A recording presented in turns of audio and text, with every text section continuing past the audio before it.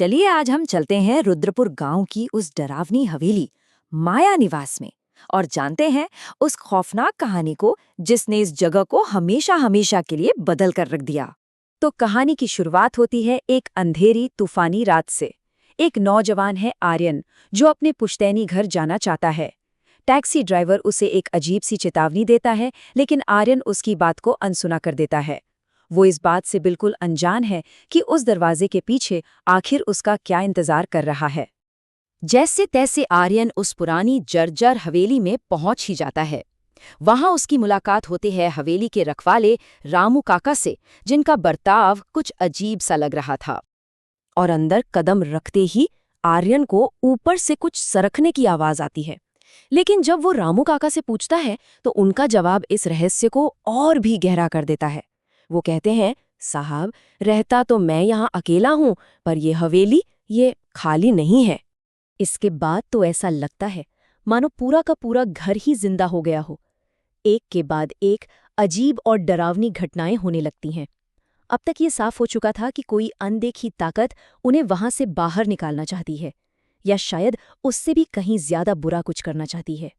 जब डर के मारे आर्यन भागने की कोशिश करता है तो उसे एहसास होता है कि अब बहुत देर हो चुकी है। हवेली का मेन दरवाज़ा जो खुला हुआ था, अब किसी अनदेखी ताकत ने उसे जाम कर दिया है, और अब वो दोनों उस प्रेतवादित हवेली के अंदर कैद हो चुके थे।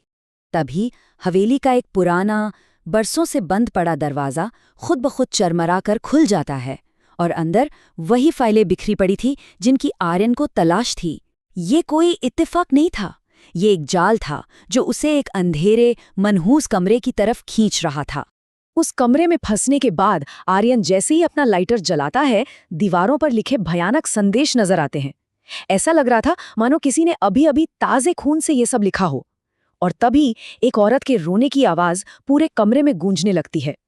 बस यहीं पर रामू काका की चुप्पी टूटती है और वो उस हवेली का वो भयानक राज खोलते हैं। एक ऐसी कहानी जिसकी जड़ें जुड़ी थीं आर्यन के दादा से। तो बात है 1980 के दशक की।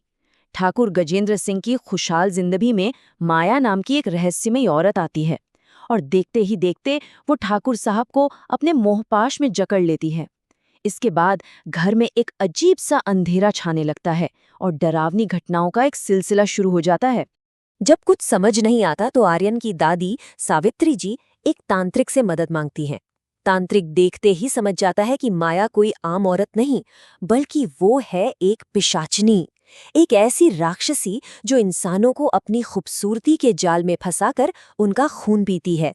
तांत्रिक साफ साफ कह देता है कि जो कुछ भी करना है वो अगली अमावस्या की रात को ही करना होगा। अगर उस रात पिशाचिनी को नहीं रोका गया तो ठाकुर का पूरा वंश हमेशा के लिए खत्म हो जाएगा। अब एक बहुत ही खतरनाक योजना बनाई जाती है, एक ऐसी रस्म जिसमें जरा सी भी चूक का मतलब था सबकी मौत। पिशाचिनी को उसी के कमरे में हमेशा हमेशा के लिए कैद करने का एक ही रास्ता था। और जैसे ही तांत्रिक और दादी माया का सामना करते हैं, एक और मुश्किल खड़ी हो जाती है। माया के वश में फंसे ठाकुर खुद ही उस रस्म को रोकने की कोशिश करने लगते हैं, जिससे पूरी योजना खतरे में पड़ जाती है।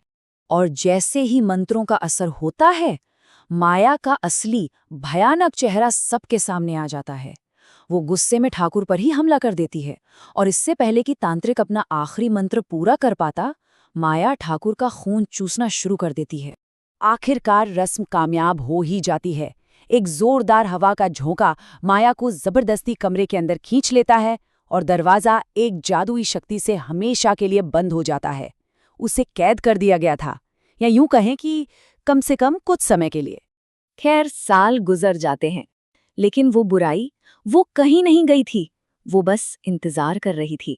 और फिर लालच में की गई एक बेवकूफ़ी उस तामसिक पिशाचिनी को दोबारा आज़ाद कर देती है। दशकों बाद चोरों का एक झुंड खजाने के लालच में हवेली में घुस आता है, और वो सबसे बड़ी गलती कर बैठते हैं।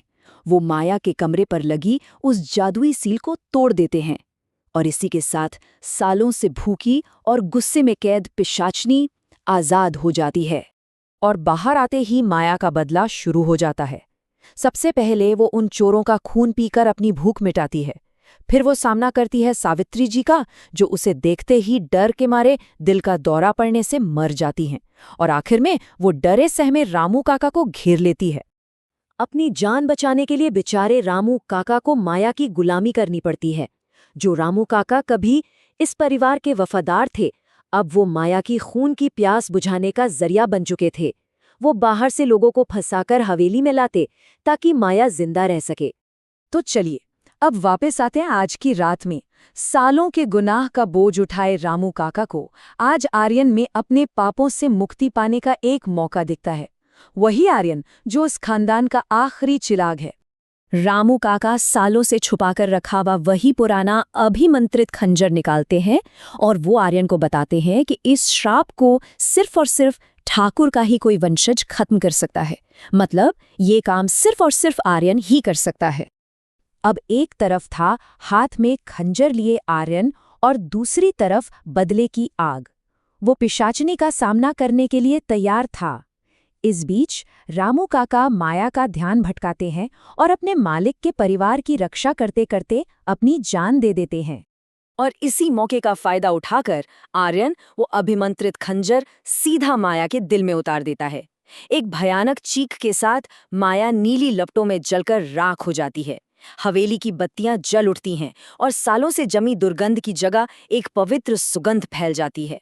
श्राप टूट चुका था और माया निवास में फिर से रोशनी लौट आई थी। लेकिन सवाल ये है कि क्या इतनी गहरी, इतनी पुरानी बुराई कभी सच में खत्म होती है, या वो बस सही मौके का इंतजार कर रही है दोबारा लौटने के लिए?